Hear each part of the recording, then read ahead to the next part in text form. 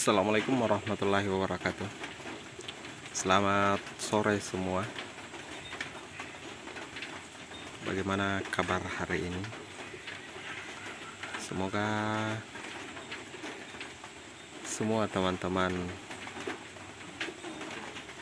subscriber The Warna Channel masih diberi kesehatan, kelimpahan rezeki, sehingga pada hari ini masih diberi kesehatan untuk menjalankan seluruh aktivitas keseharian kita semua.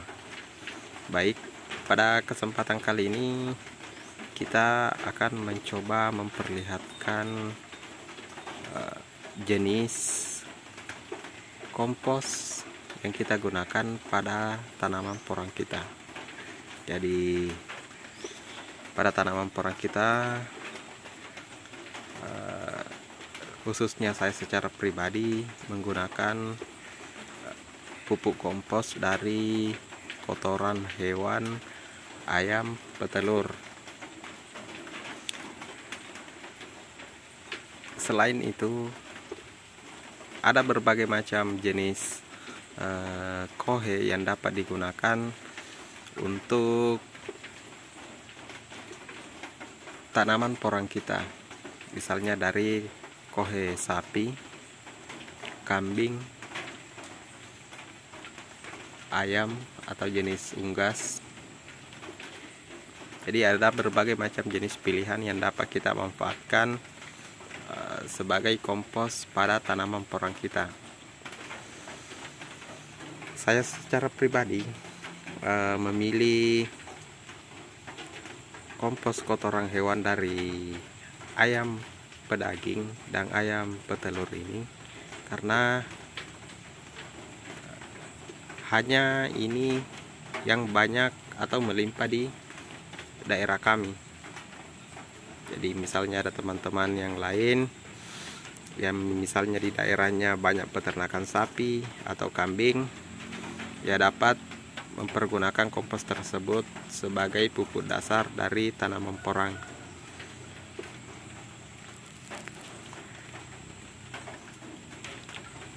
Kompos kita ini sudah mengalami fermentasi, dan ini adalah sisa-sisa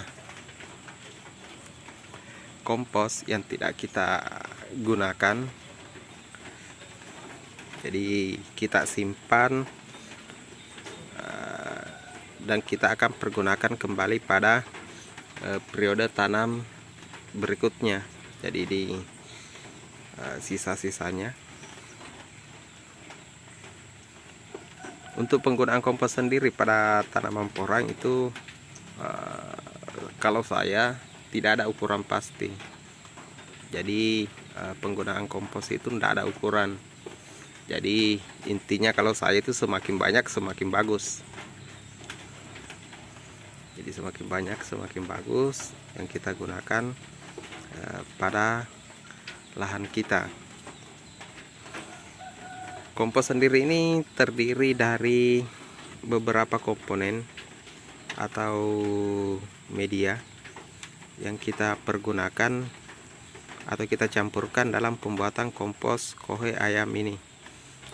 Seperti yang terlihat, itu ada sekam. Jadi ada sekam yang belum dibakar. Kemudian ada juga sekam yang telah dibakar. Jadi ada dua sekam, yakni sekam yang telah dibakar dan sekam yang belum dibakar. Jadi kita campurkan semua di dalam satu tempat ini. Kemudian kita menggunakan bakteri pengurai. Bakteri pengurai itu bisa kita dapatkan di toko-toko pertanian. Kalau nggak salah itu namanya M4. Kalau di daerah kami itu harganya sekitar 40 sampai 50.000 per liter. Jadi itu adalah bakteri yang kita beli, kemudian kita campurkan. Kemudian makanan dari bakteri itu sendiri adalah molasses. Molasses atau bisa menggunakan gula pasir, gula merah. Jadi itu adalah komposisinya.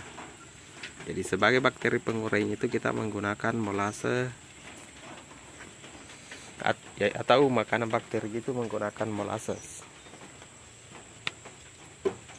Untuk M4-nya sendiri penampakannya seperti ini. Ini adalah M4 untuk pertanian yang berwarna kuning. Jadi yang pertanian itu memiliki warna botol berwarna kuning. Kemudian adapun kegunaan dari M4 ini yaitu memperbaiki sifat fisik, kimia, dan biologi tanah, meningkatkan produksi tanaman dan menjaga kestabilan produksi, memfermentasi dan mendekomposisi bahan organik tanah dengan cepat atau bokasi, penyediaan unsur hara yang dibutuhkan tanaman, serta menyehatkan tanaman. Adapun kandungannya itu mikroba, bisa terjadi perubahan tergantung pada kondisi penyimpanan produk. Jadi M4 ini kita bisa dapatkan di toko-toko pertanian. Ini adalah salah satu mikroba. Kemudian makanannya itu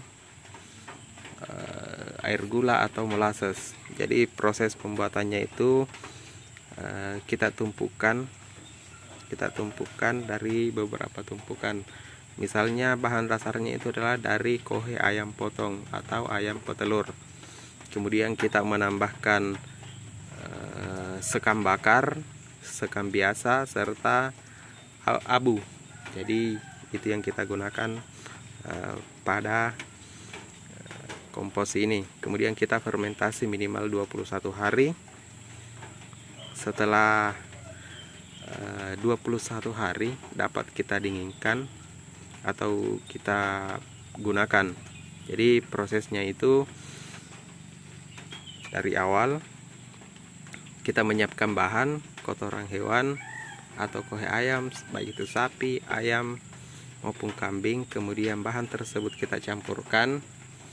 Setelah tercampur rata, kita menuangkan bakteri yang ditambahkan dengan molasses atau air gula sebagai bahan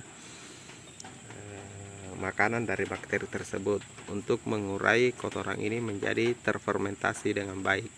Salah satu ciri atau tanda bahwa mikroba itu bekerja dengan sempurna, misalnya di hari pertama atau hari kedua itu akan terasa panas di tumpukan fermentasi kita.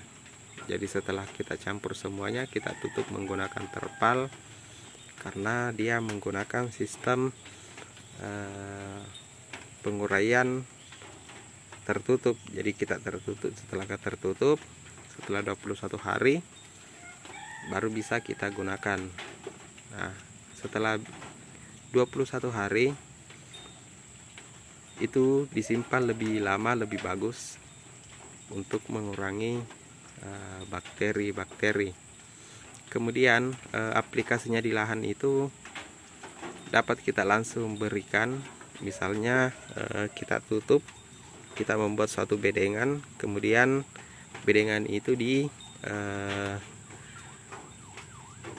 digali atau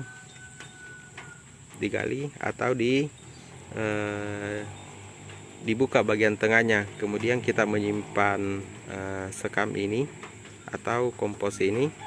Kemudian kita tutupi tanah dengan tipis. Setelah itu baru meletakkan umbi katak dari porang itu. Kemudian kita tutup kembali dengan menggunakan tanah. Jadi seperti itu mekanisme penggunaan di lapangan. Untuk penggunaan secara spesifiknya nanti kita akan coba melakukan aplikasi langsung pada video-video berikutnya. Ini hanya karena kebetulan ada sisa-sisa. kemudian kita berkunjung ke lahan, kita perlihatkan ke teman-teman bahwasanya ini adalah kompos yang kita gunakan. Jadi kompos kita itu dari kohe ayam petelur dan kohe ayam potong. Jadi itu adalah dua bahan utama yang kita gunakan pada tanaman porang kita. Untuk hasilnya sendiri kita nanti akan melakukan pembuktian setelah tanaman-tanaman porang kita mengalami dorman. Nanti kita akan coba buktikan ya. Baik, saya kira untuk kesempatan kali ini demikian dulu info dari kami The Warna Channel tentang penggunaan pupuk kompos kohe ayam potong. Assalamualaikum warahmatullahi wabarakatuh.